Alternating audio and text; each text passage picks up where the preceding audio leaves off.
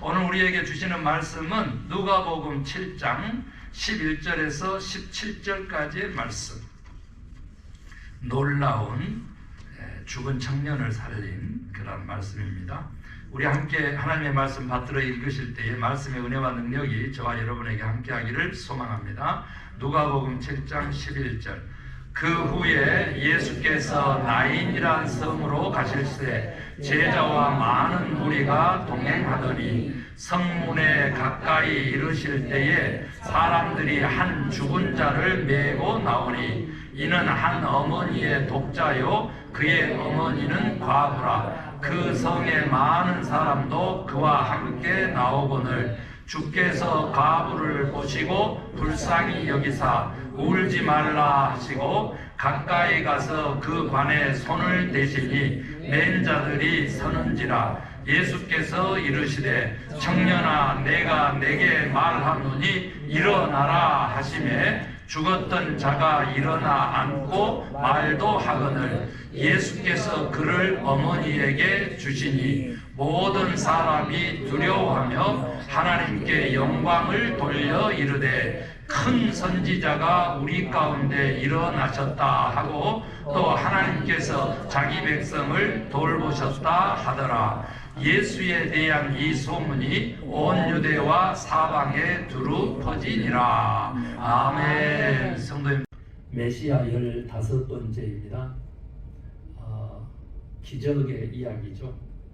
사람은 할 수 없는, 하나님만 하실 수 있는 바로 하나님이신 예수 그리스도의 기적의 사건들을 가지고 말씀을 보고 있습니다.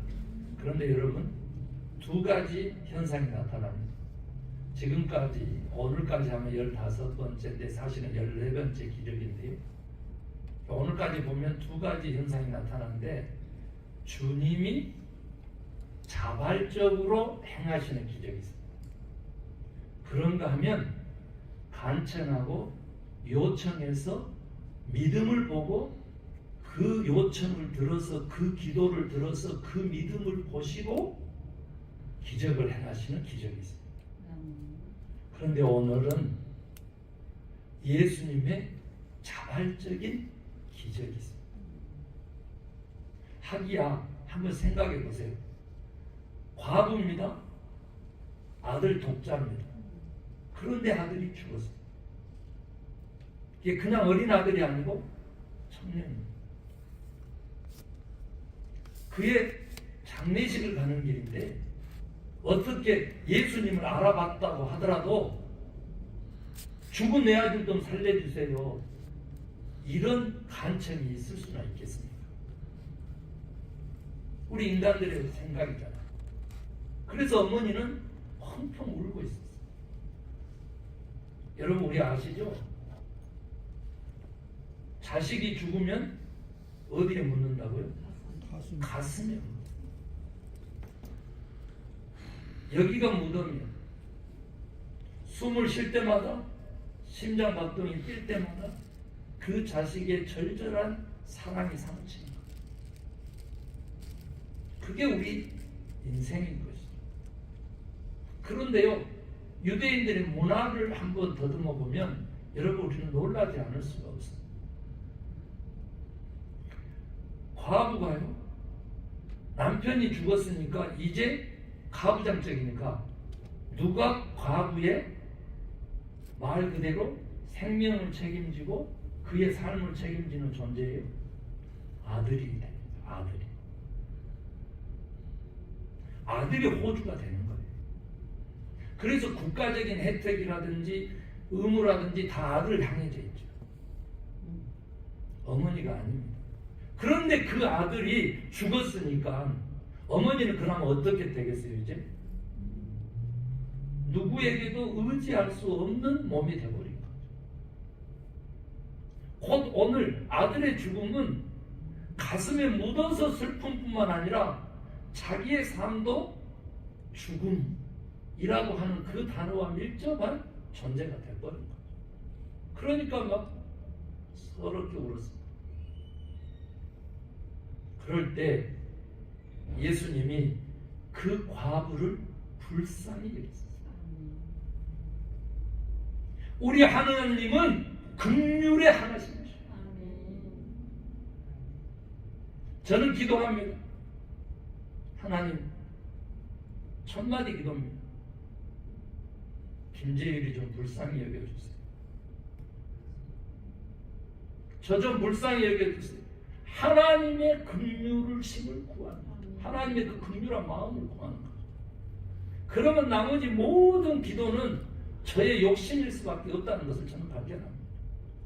이런 긍휼하신 하나님, 곧 다른 말로 하면 사랑의 하나님을 만나버리면 여러분, 우리는 모든 고통도 슬픔도 이겨낼 수 있다고 저는 믿고 있습니다.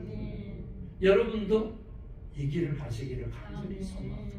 오늘 예수님이요, 누가 요청하지 않았어요. 그러나 아들 시신을 메고 집에서 나오는 가부의 울음소리를 듣고 불쌍히 여기셔가지고 그 어머니에게 가서 뭐라 그럽니까? 울지 말아라. 그리고는 친히요, 굉장히 부정하다 그랬습니다. 율법적으로 따지면요, 가서 그 관에 손을 얹는 순간 부정해서 안식일에 회당에도 갈 수가 없을 정도예요. 그런데 예수님 친히 가셔서 관에다가 손을 대셨어요. 말씀으로 죽은 자도 살리실 수 있죠. 여러분 믿으시죠? 그런데 친히 가셨어요. 그리고 그 율법적 기준이 아니었습니다. 그때 관습적 행위가 아닌 거예요. 가서 관에다가 손을 대시고 이렇게 말씀하셨어요. 청년아, 내가 내게 명하노니 일어나라. 청년아, 일어나라. 청년이 일어나가지고요, 말도 하고 예수님 듣기도 하고. 그래서 예수님이 그 청년, 그 아들을 어머니에게 주었다라고 성경은 기록하고 있습니다. 그랬더니 그 많은 사람들도, 예수님도 제자들뿐만 아니라 많은 사람들을 거느리고 나인성으로 들어가고요, 그 장례식을 같이 함께 했던 그 동네 사람, 나인성의 많은 사람들이 그 모든 광경을 목격하고는 깜짝 놀랐다 했습니다. 그러면서 곧바로 깜짝 그 모습을 보고 놀라면서 동시에 행한 일이 하나님께 영광을 돌렸다 했습니다. 아멘입니까? 인생의 제일 되는 목적이 하나님께 영광이에요. 우리가 바라지 않는 것까지 우리에게 허락하시는 하나님을 볼 때에 우리는 하나님께 영광을 돌릴 수밖에 없는 것이죠. 그런데 어떻게 영광을 돌렸는지 저는 그 내용을 꼼꼼히 살펴봤어요. 그랬더니 너무나 감사한 말씀이 우리에게 주어지는 거예요. 예수 이름의 뜻이 뭡니까? 그가 그 백성의 죄를 감당하셨다. 예수 곧 그리스도 곧 메시아, 그런 뜻입니다. 그렇게 이름을 주셨잖아요. 그런데 오늘요, 이 예수님의 죽은 청년을 살리신 기적을 통해 가지고 하나님이 영광을 받으시는데 어떻게 영광을 받으시냐 그랬더니 하나님이 자기 백성들을 돌보셨다. 영어로 너무 부족해요. 헬프 하셨다 이렇게 해서 영어 이거 시시한 겁니다. 컨시더링도 시시한 겁니다. 하나님께서 그의 백성을 돌보셨다라고 하는 것은 책임지셨다 그 말인 거예요. 책임지셨다. 아니, 죽어도 다시 사는 그 백성으로 하나님이 새롭게 빚으셨다 그 말이에요. 그리고 우리 가운데는 누가 있었느냐 그랬더니 하나님의 위대한 선지자가 우리 가운데에 나왔다 이렇게 표현했습니다. 여러분, 얼마나 하나님의 영광 받으셨겠어요. 이때 선지자는요, 어떤 분은 잘 깊이 모르시고 그냥 선지자라고 표현했다 그래가지고 아직까지도 예수님이 메시아인지 모르는 백성들 막 이렇게 얘기하는데, 아니요, 여기서는요 우리 가운데 위대한 선지자를 두셨다, 즉 일으키셨다. 영어로 보니까 이렇게 우리한테서 이렇게 나타나게 하셨다 이렇게 표현되어 있는데요, 그 뜻은 곧 메시아다 이런 뜻이에요. 우리가 똑같이 선지자라고 표현되어 있는데도, 프라펫이라고 표현되어 있는데도 그걸 메시아로 읽어야 되는 원어의 표현이 담겨 있는 거죠. 정말로 하나님이 기쁘셨을 것 같아요. 여러분들도 기쁘시죠? 네, 저도 너무 기쁜 거예요. 오늘의 말씀이 너무. 여러분요, 오늘은 제가 몇 가지 이 사건을 통해 가지고 우리 뭐라 그랬어요? 예수님이 자발적으로라도 이 기적을 행하신 데는 우리의 믿음을 위한 것도 또한 포함된다. 이 말씀을 늘 하셨잖아요. 그리고 우리의 믿음을 보시고 또한 기적도 행하셨고 메시아적 사역을 감당하셨고요. 그래서 다시 한번 오늘 우리에게는 어떤 믿음을 과연 우리 주님은 원하셔서 요청도 하지 않는데 이 엄청난 사랑을 베푸신가, 이렇게 봤을 때 첫 번째는 저는요, 가슴 저리도록 우리 하나님은 사랑의 하나님이시다. 내가 슬플 때 나를 불쌍히 여기신다. 내가 너무 아프고 신체적으로 아프고 가슴으로 고통 당하실 때 우리 주님은 그거 함께 당하신다. 함께 아파하신다. 여러분 한번 따라해줘요. 공감하시는 하나님. 우리가 하나님의 영으로 충만한 그리스도인들이라면, 하나님의 아들, 딸이라면 우리 또한 공감 능력이 하나님의 그 긍휼심을 향하여 있어야 돼요. 아멘입니까? 우리도 하나님의 마음을 공감해줘야지 자식이지. 그냥 가족이죠. 여러분, 두 번째로 제가 발견하고 감동한 것이요, 청년아 일어나라요. 청년아 일어나.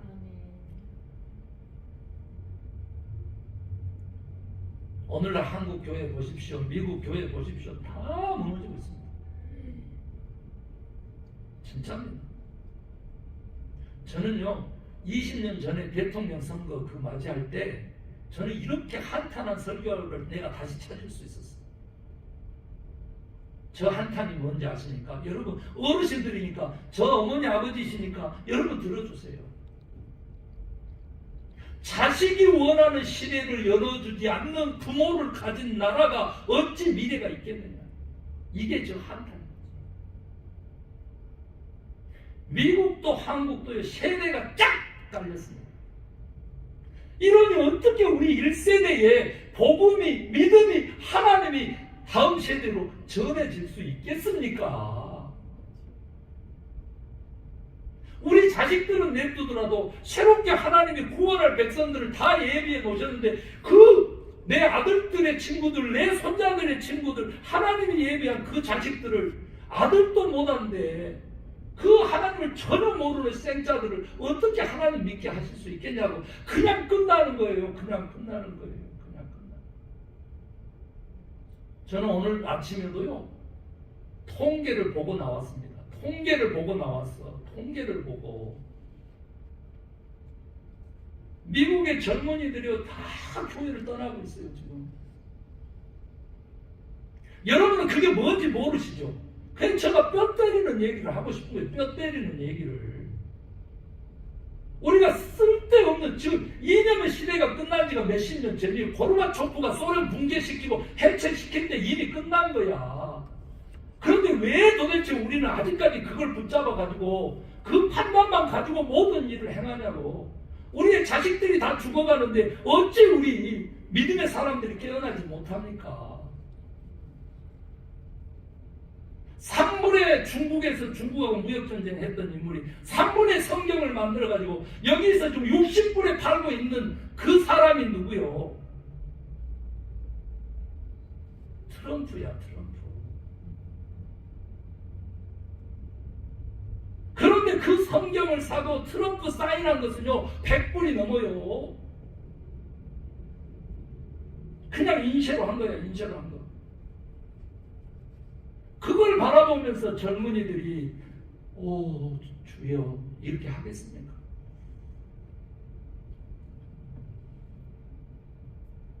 내일 모레 화요일 날 선거가 있습니다. 캘리포니아는 이미 결정났어요. 그러니까 나 안 한다고요? 아니요. 기도하는 마음으로 투표장에 가셔서 투표하셔야 돼요. 저요 하나님께 기도하는데요, 저는 확신했어요. 오늘 말씀을 통해서 하나님이 저 기도하고 저가 요청하지 않는 것까지도 행하시는 하나님을 저는 만난 거예요. 저의 한편은요 아무 힘이 없을지도 몰라요. 그런데 여러분요, 한 표 한 표가 모이면요 하나님의 뜻이 이 역사 속에도 실현되는 놀라운 것을 보게 되리라 합니다. 다음 주일날 우리 함께 보고 하나님 찬양하고 그에게 영광 돌리는 역사가 있을 걸로 저는 확신합니다. 사랑하는 성도 여러분요, 제가 이 말씀을 꼭 드리고 싶어요. 저 어마어마하게 기도하거든요. 최근에 저 개인적인 기도도 있어요.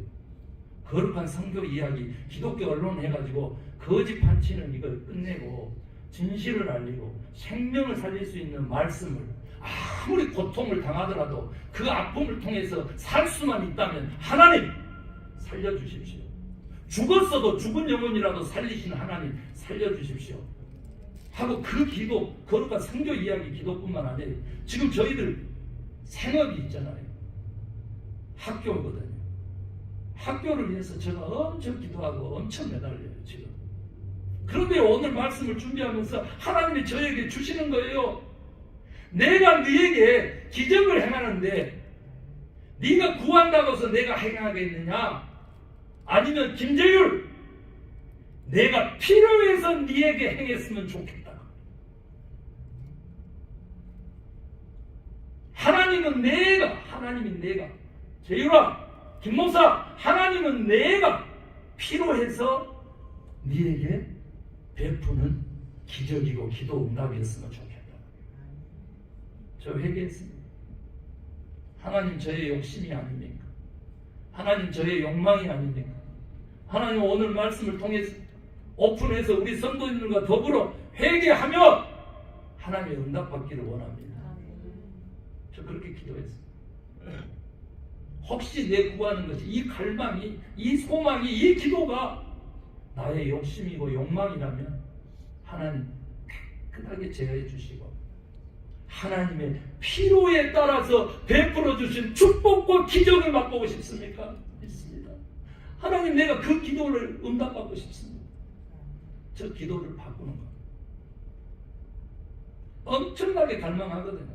그런데 하나님이 원하심이면 좋겠고 하나님 나라에 필요하신 것이었으면 좋겠습니다. 그러니 그렇게 이제 깨달았으니 들어 응답하여 주시옵소서. 여러분요, 우리 하나님은요 어떤 분이신지 제가 소개하고 싶어요. 제가 딱 만 40년 됐거든요. 전도사 생활 시작한 지요. 그때도요 젊은이들만, 우리보다 더 어린 세대들만 제가 이렇게 말씀으로 가르치는 전도사예요. 고등학교 1학년 때부터요 저는 초등학교 5학년들을 가르쳤어요. 그런데요 8명이었는데요 그 8명이 지금요 어떻게 되느냐 하면요 목사도 되고 사모도 되고요. 그 정도로 끝난 게 아니고요 그 시골에서 다 도시로 진출할 수 있을 줄 알았어요. 그랬는데요 4명이 절반이 시골에 남아서 시골 목회를 하고 있습니다.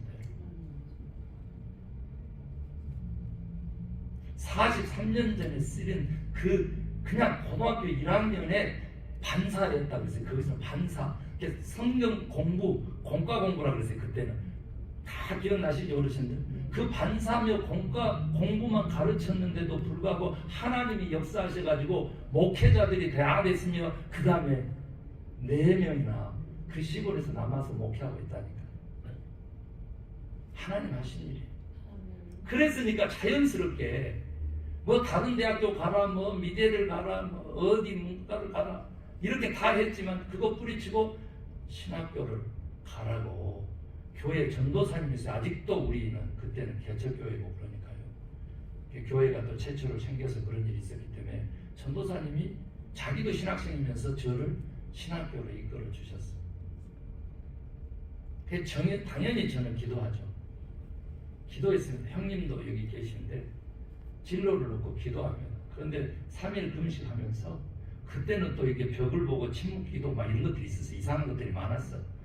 명벽 기도에다가 또 침묵에다가 금언에다가 또 금식에다가 막 이런 것들이 많았어요. 그래가지고 그걸 또 막 하면서 하고 결정하라고 하니까 기도 안 할 수가 없잖아요. 무릎 꿇었잖아요. 그리고 기도를 하는 게 3일 동안. 그래서 저는 그때 하나님 만났어요. 하나님, 제가 신학교를 가서 주의 종이 되는 게 주님의 뜻입니까? 그랬더니 그 3일 동안 그런 식으로 기도를 했는데 하나님이 뭐라고 응답하셨다고요? 김재율 아들, 네가 진짜 원하는 게 뭐야? 내 뜻을 묻냐? 내 뜻은 네가 아들이 진짜 원하는 거 그걸 해주는 것이다. 지금도 소름이 돋는데요. 마음의 확신이 딱 들면서 응답을 받으니까 그냥 예, 아멘, 감사합니다. 신학교 가고 주의 종이 되겠습니다. 이렇게 갑니다. 저 꿈이 아주 많았던 인물입니다. 제가. 네, 여러분 보시면 알지만 잔재주들이 많잖아. 네, 잔재주들. 네, 그런데도 불구하고 그때 서운한 것 때문에 그때 만난 하나님 때문에 제가 이기로 왔어요. 여러분 무슨 뜻입니까? 이게 무슨 뜻이야 이게? 김 목사가 간절히 지금 바라고 매달리고 막 열정적으로 기도하고 그냥 의식이 있는 한 지금 집중해서 기도하고 그래서 응답 많이 받았으니까 막 하나님께 기도하고 있는데 오늘 아침에 하나님 말씀을 주시잖아. 그게 네 욕심이고 네 욕망이라면 내가 절대 응답하지 않겠다는 거야. 네는 더 기도하고 더 고통받으라 이거지. 네의 그 욕망을 태울 때까지 기도해야만 내가 응답할 것이다. 천만에 이러신 거죠. 그런데 무슨 음성을 들었다? 하나님의 필요한 것이면 내가 즉각 응답하겠다.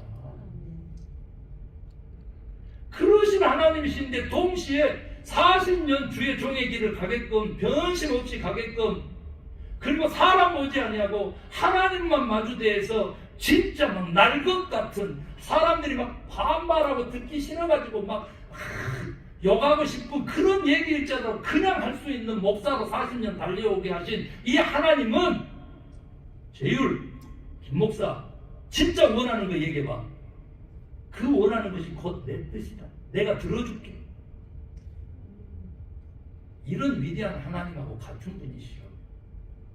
하나님의 절대적인 주권으로 역사하시지만 하나님이 선택한 사람이면 하나님과 동등한 영을 통해 가지고 하나된 존재라면은 마음의 부문과 생각이 당연히 하나님의 뜻이 들어가 있고 그렇기 때문에 하나님 나라에 필요하기 때문에 구하는 것마다 들은다 받는다. 그런데도 여러분 오늘 찬양 때 은혜 받으셨죠? 내 생각대로 내 바라는 대로 그리 아니하실지라도 나는 하나님께 감사하고 하나님을 사랑하겠습니다. 아멘. 이 정도의 신앙이 있어야 아멘. 세상 풍파가 아무리 몰아쳐도요 다저스가 월드시리즈를 우승해가지고 우리 교회 앞에 10만 명이 움집해가지고요 빵빠레를 울리고 난리를 쳐도요 흔들리지 않고 교회에서 예배할 수 있는 존재들이 될 거라 저는 그렇게 믿어요. 네. 비유였는데요 풍랑이 쳐도요 주님 바라보면요 그 풍랑치는 바다 위를 걸어갈 수 있는 존재들인 거예요 우리가. 아멘입니까? 제가 이 얘기 좀 해볼게요. 제가 하도 지금 저 기도 얘기를 했으니까 여러분 어떤 사람이 간절히 기도했어요. 신이시여 신이시여 내가 손대는 것마다 금으로 변하게 저 좀 도와주세요.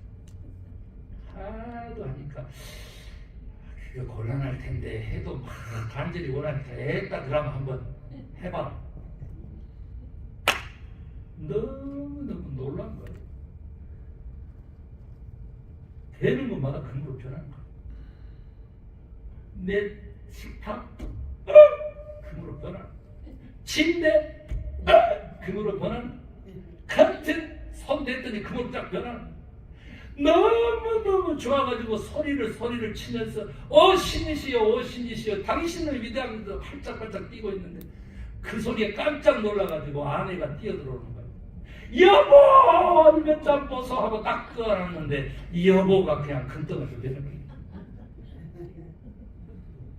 깜짝 놀라서 뒤로 멈추어가지고 이제는 손을 뒤로 해가지고 벌벌벌 떨고 있는데 하나밖에 없는 독자가 딱 뛰어들어와가지고 아빠! 하고 다리를 딱 껴안는 순간 금덩이로 변화가 됩니다.